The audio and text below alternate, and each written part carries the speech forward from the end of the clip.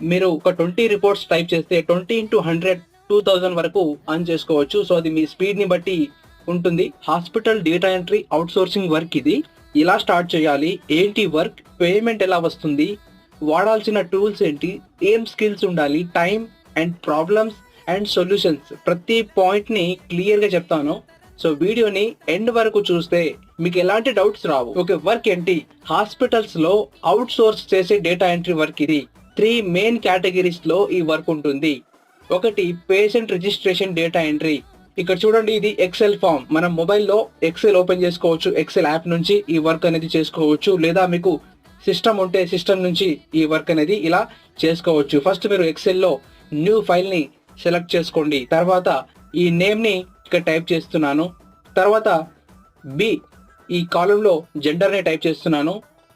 తర్వాత ఈ సి లో డేట్ ఆఫ్ బర్త్ ని టైప్